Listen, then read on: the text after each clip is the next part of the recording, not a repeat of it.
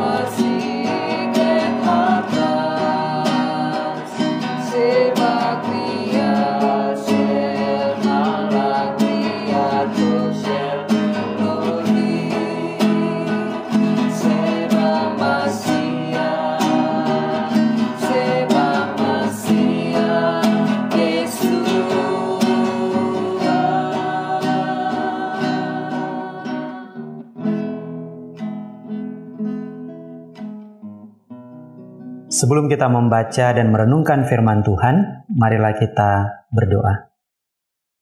Bapa kami yang baik, inilah kami anak-anak-Mu datang tersungkur di hadapan hadirat-Mu yang kudus. Kami rindu untuk mendengarkan sabda kebenaran-Mu. Urapilah kami satu demi satu ya Tuhan. Berilah kami pengertian yang baik dan benar akan kebenaran firman-Mu. Dan pakailah hamba-Mu untuk menyampaikan firman-Mu. Di dalam nama Yesus Kristus yang adalah firman yang hidup dan yang menghidupkan, kami berdoa. Amin. Pembacaan Alkitab kita pada hari ini diambil dari Kejadian pasal yang kedua, ayat yang ke-7. Demikianlah firman Tuhan. Ketika itulah Tuhan Allah membentuk manusia itu dari debu tanah dan menghembuskan nafas hidup ke dalam hidungnya. Demikianlah manusia itu menjadi makhluk yang hidup. Bapak Ibu Saudara yang dikasihi Tuhan, ayat ini berbicara tentang peristiwa ketika Tuhan menciptakan manusia. Dikatakan di sini ketika itulah Tuhan membentuk manusia itu dari debu tanah. Min ha'adama dalam bahasa Ibraninya. Min ha'adama jadi kata debu tanah di situ diterjemahkan dari kata adamah. Lalu kemudian muncul manusia yang dalam bahasa Ibrani disebut Adam. Jadi Adam diambil dari adamah. Begitu kalau dalam bahasa Ibrani. Nah, ketika berbicara tentang debu tanah, maka mungkin kita memiliki pandangan bahwa debu tanah itu adalah sesuatu yang tidak berharga, tidak ada artinya. Yang boleh dibilang ini adalah kotoran yang hanya mengotori saja. Tetapi sebetulnya pemaknaan adamah di sini bukan mau mengatakan bahwa manusia ini berasal dari sesuatu yang tidak berarti. Bahwa manusia ini berasal dari sesuatu yang sia-sia, yang tidak ada gunanya. Sebenarnya ketika kita berbicara tentang tanah ini memang kalau kita hanya melihat luarnya saja, sama sekali tidak ada sesuatu yang berharga. Tetapi ketika kita menggali tanah begitu dalam, maka apa yang bisa kita dapat dari dalamnya? Dari dalamnya kita bisa memperoleh emas, dari dalamnya kita bisa memperoleh minyak bumi, dari dalamnya kita bisa memperoleh benda-benda berharga lainnya. Itulah tanah.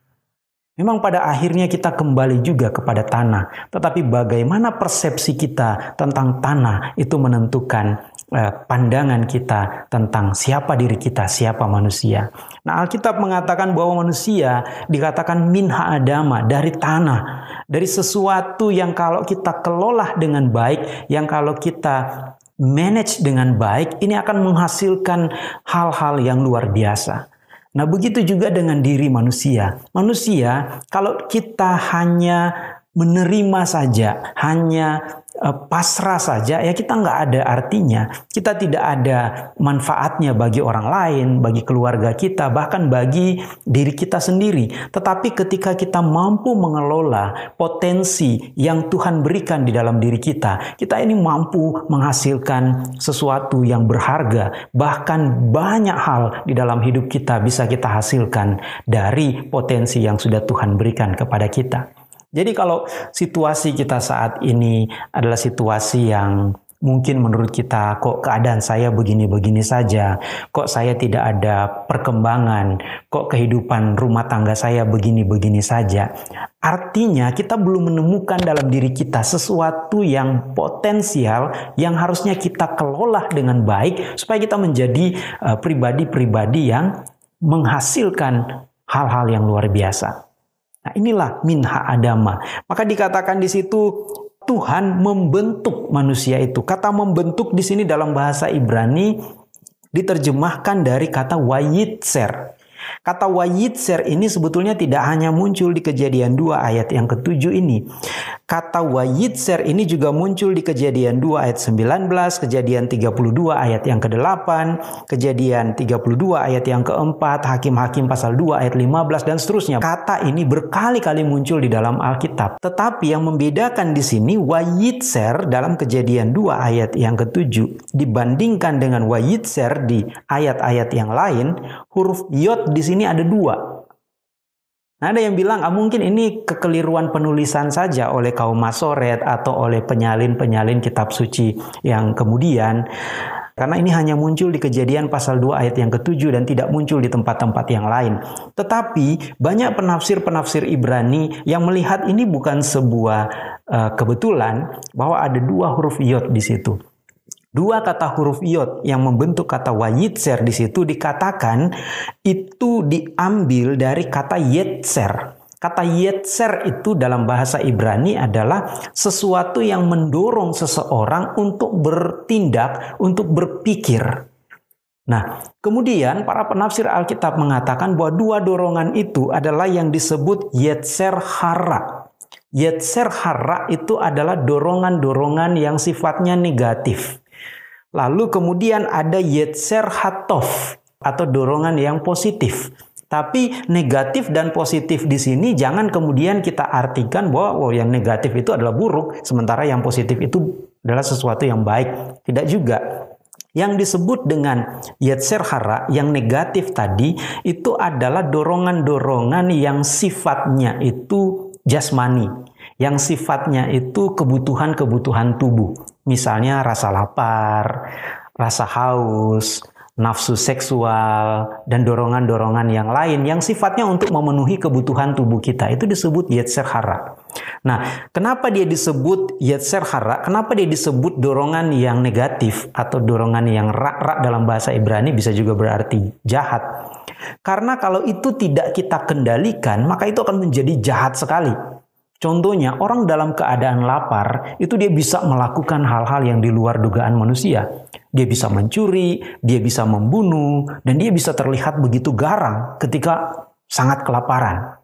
Ya, begitu juga ketika nafsu seksualnya yang menguasai dirinya, maka dia bisa menjadi tidak terkendali.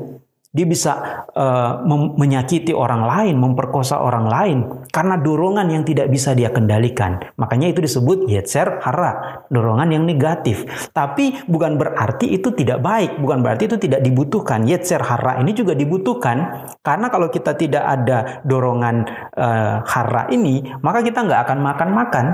Ya, rasa lapar itu justru mendorong kita untuk mencari makan. Nah, kalau tidak ada yetser hara ini, tidak ada dorongan ini, maka kita tidak akan memiliki relasi dengan lawan jenis kita.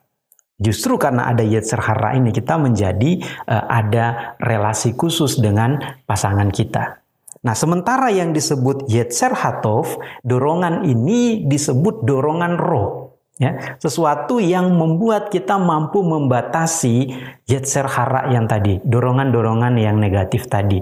Misalnya kalau saya lapar, lalu kemudian saya lihat ada makanan di atas meja, maka yetser hatof kita akan memberi kita pertimbangan, itu makanan milik siapa? Kalau bukan milik saya, jangan saya makan. Kalau itu milik orang lain, ya harus kepada orang lain. Jadi 2 dorongan inilah yang mendorong manusia ini untuk hidup di dalam kehidupan sehari-hari. Nah, mana yang mendominasi kehidupan kita selama ini? Ketika kita bekerja, apa yang mendorong kita untuk bekerja? Kalau kita bekerja, yang mendorong kita adalah yetser hara untuk mencari makan, maka itu berarti kita dikendalikan oleh unsur negatif di dalam kehidupan kita. Lalu di mana unsur positifnya? Kita harus sadar bahwa bekerja juga adalah ibadah. Bekerja juga adalah pemenuhan kebutuhan untuk keluarga kita. Dengan demikian dorongan-dorongan yang positif ini akan mengimbangi dorongan yang negatif-negatif tadi. Sehingga kita nggak menjadi mata duitan, kemana-mana cari-cari duit saja. Tapi ada pikiran positif. Saya mau supaya saya bekerja dengan baik, supaya saya bisa menjadi berkat bagi orang lain. Nah, ini perlu kita tanamkan juga dalam hidup kita. Sehingga ketika kita bekerja, kita tidak hanya untuk memenuhi makannya kita, perutnya kita. Tidak hanya untuk memenuhi kebutuhan makanan istri, kebutuhan makanan anak-anak kita. Tapi juga karena kita sadar bahwa kita ini dipanggil untuk menjadi berkat bagi orang lain. Sehingga pekerjaan kita tidak hanya untuk diri kita dan keluarga kita, tapi pekerjaan kita juga untuk menjadi berkat bagi orang lain. Nah, itulah Yetzer Hatov. Nah, kemudian dikatakan di sini, ketika Tuhan membentuk manusia itu dari debu tanah, kemudian dikatakan, lalu Tuhan menghembuskan nafas hidup. Wayipah be'apau, jadi Tuhan menghembuskan nafas hidup di hidungnya, Nismat Hayim. Nismat Hayim ini dibentuk dari dua kata, yaitu Nismat dan Hayim. Nismat itu sendiri berasal dari kata Neshama, sementara Hayim itu berarti kehidupan. Nismat atau neshama tadi itu dalam pemikiran Ibrani itu menunjukkan kreasi, daya kreasi seseorang. Sementara Hayim itu menunjukkan daya emanasi, pencerahan.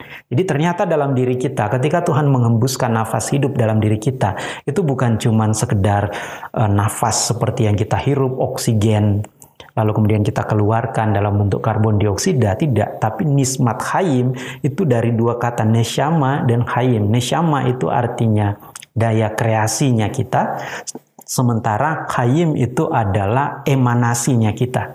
Nah, kalau orang-orang Yahudi, orang-orang Yudaisme membagi spirit manusia itu dalam 4 tingkatan, yaitu yang pertama disebut nefes. Nefes ini yang menghasilkan karya dalam kehidupan kita sehari-hari. Lalu kemudian ada yang namanya ruah. Ruah ini yang mendorong emosi seseorang. Lalu kemudian masuk kepada tahap yang tadi neshama. Neshama itu bisa menggambarkan intelektual, dorongan intelektual kita. Lalu kemudian ada haya atau hayim, itu bicara tentang hikmat.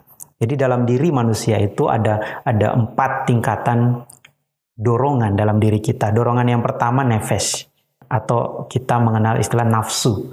Sesuatu yang mendorong kita untuk bergerak, sesuatu yang mendorong kita untuk bertindak. Nah, itu nafsu namanya, nefes dalam bahasa Ibrani. Nah, apakah kita hanya sampai didorong oleh nefes ini? Karena kalau kita cuma didorong oleh nefes ini, binatang juga didorong oleh nefes yang sama. Makanya binatang kalau lihat makanan itu bisa dia makan sekalipun itu bukan milik dia. Justru kita memerlukan yang kedua, yaitu ruah. Ruah itu bisa digambarkan seperti dorongan emosi dalam diri seseorang. Apa yang membuat kita mau berbagi dengan orang lain? Itu karena ada rasa empati kita kepada orang lain. Nah, ini perlu sekali. Apa yang mendorong kita untuk tidak sembarangan mengambil milik orang lain? Itu karena ada ruah dalam diri kita, ada dorongan emosi. Lalu kemudian ada tingkatan yang ketiga, yaitu neshama. Neshama tadi daya kreasi, intelektual, kecerdasan kita. Tuhan memberi kita kecerdasan bukan tanpa arti. Tuhan kasih kita otak bukan tanpa maksud, supaya kita pakai. Makanya jangan sampai kita dalam kehidupan beragama lalu berkata, oh nalar itu, oh akal budi itu, oh pengetahuan itu nggak penting. Yang penting itu adalah kehidupan rohani kita. Tidak, kehidupan rohani kita juga harus dibentuk dari nalar dan akal sehat kita. Karena kalau kita hidup secara rohani tapi tidak disertai dengan nalar dan akal budi, maka kita akan menjadi agama yang mistik. Nah, jadi manusia itu perlu dorongan intelektual. Ketika dia bekerja, ketika dia hidup sehari-hari mengambil keputusan, itu semua butuh dorongan intelektual. Tapi jangan lupa, di balik dorongan intelektual itu, kita harus memiliki ruah dulu, dorongan emosional tadi. Dan dorongan yang keempat, yaitu haya atau hayim. Itu adalah dorongan emanasi. Dan di dalam Alkitab, para penulis Alkitab menyebutnya dengan istilah hikmat. Manusia juga membutuhkan hikmat. Ada yang disebut hikmat manusia, pertimbangan-pertimbangan yang berasal dari diri manusia, karena hikmat ini diperoleh dari perjalanan pengalaman hidup manusia. Tapi ada hikmat yang dari Tuhan, hikmat yang dari atas. Rasul Paulus menasihatkan kita supaya kita juga tunduk kepada hikmat yang dari atas. Jangan menggunakan hikmat yang dari manusia saja. Karena hikmat dari manusia, pertimbangannya adalah pertimbangan berdasarkan pengalaman hidup kita. Tapi hikmat yang dari Tuhan, itu pertimbangannya adalah pertimbangan damai sejahtera bagi kita dan bagi sesama kita. Nah, demikianlah renungan kita pada hari ini. Kiranya kita semakin mengasah setiap dorongan-dorongan spiritual yang ada dalam diri kita, baik itu nafsu kita harus perlu kendalikan itu, ruah, kemampuan kita, emosional kita juga harus bisa kendalikan. Jangan sampai kita menjadi seorang yang terlalu pemarah, jangan juga kita menjadi seorang yang tidak punya emosi sama sekali, sehingga kita tidak ada rasa prihatin, rasa cinta, dan sebagainya. Mari kita asah juga nesyama kita, intelektual kita, kecerdasan kita, dan kita asah juga haya kita, hikmat kita. Kita tundukkan pada hikmat yang berasal dari Tuhan. Tuhan memberkati. Kita berdoa. Bapa kami yang di sorga, dikuduskanlah namamu. Kami sungguh bersyukur ya Tuhan untuk kebenaran firman Tuhan yang boleh Tuhan berikan kepada kami pada hari ini. Sehingga kami diingatkan kembali untuk tidak menjadi pribadi-pribadi yang pasif, tapi menjadi pribadi yang aktif dan kreatif di dalam kehidupan kami. Yang mampu mengasah tidak saja nefes dan ruah kami, tetapi juga nesyama dan haya kami. Supaya kami menjadi pribadi-pribadi yang kreatif dan mampu memberi pencerahan bagi orang-orang yang ada di sekitar kami. Ajarlah kami ya Tuhan untuk mampu melakukan firman-Mu yang sudah kami terima pada hari ini. Kami juga berdoa untuk bangsa dan negara kami di tengah-tengah perjuangan melawan virus corona saat ini. Tuhan, beri kami hikmat kebijaksanaan di dalam kami mengambil setiap tindakan untuk mengatasi wabah virus corona ini. Berkati para tenaga medis, para relawan yang berada di garis depan, agar mereka pun dapat terus dipelihara oleh Tuhan, diberi kekuatan. Dan kami berdoa untuk gereja-gereja, supaya kehadiran gereja-Mu boleh menjadi garam dan terang bagi bangsa dan negara kami. Juga kami berdoa ya Tuhan untuk setiap jemaat kami yang saat ini beribadah di rumahnya masing-masing. Tuhan berkati mereka, cukupkan apa yang menjadi kebutuhan hidup mereka ya Bapa.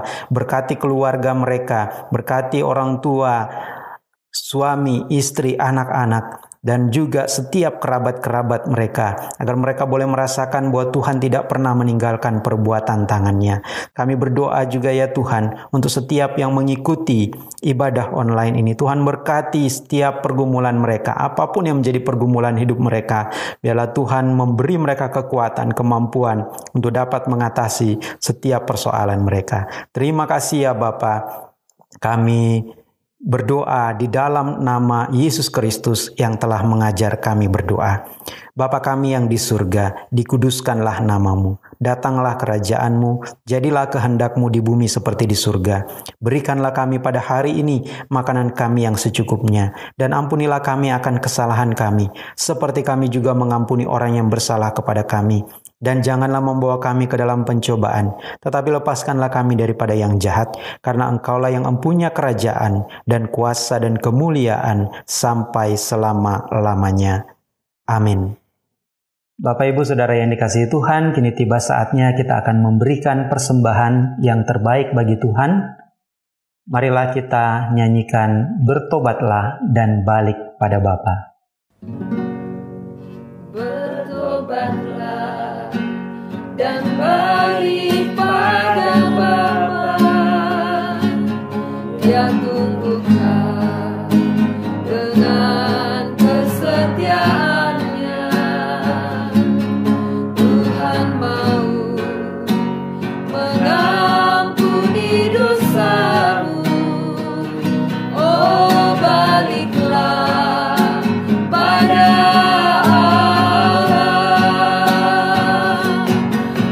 baliklah pada Allah.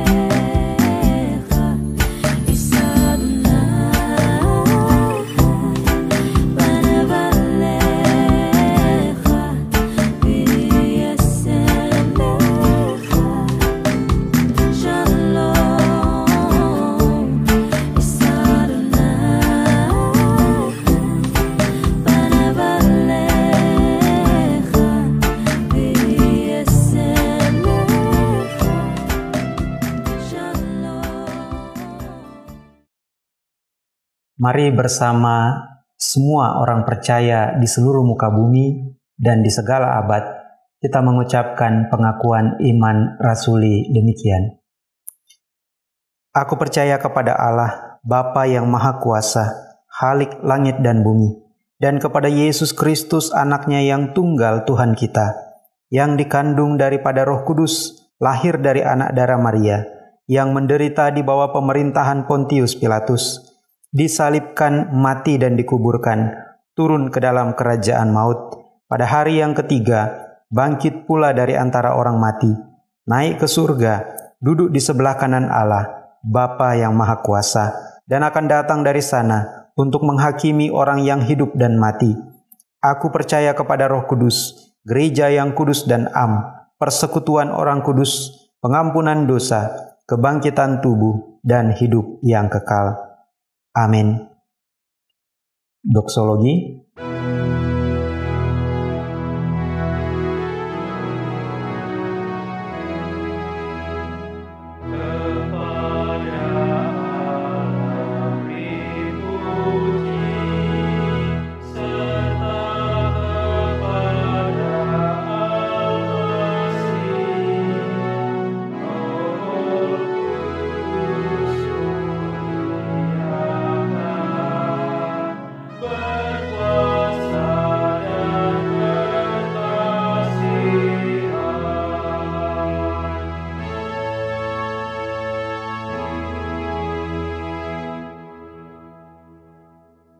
Jemaat Tuhan, milik Tuhan, arahkanlah hatimu, angkatlah kedua tanganmu, dan terimalah berkat dari Tuhan. Tuhan memberkati engkau dan melindungi engkau. Tuhan menyinari engkau dengan wajah-Nya dan memberi engkau kasih karunia. Tuhan menghadapkan wajah-Nya kepadamu dan memberi engkau damai sejahtera. Amin.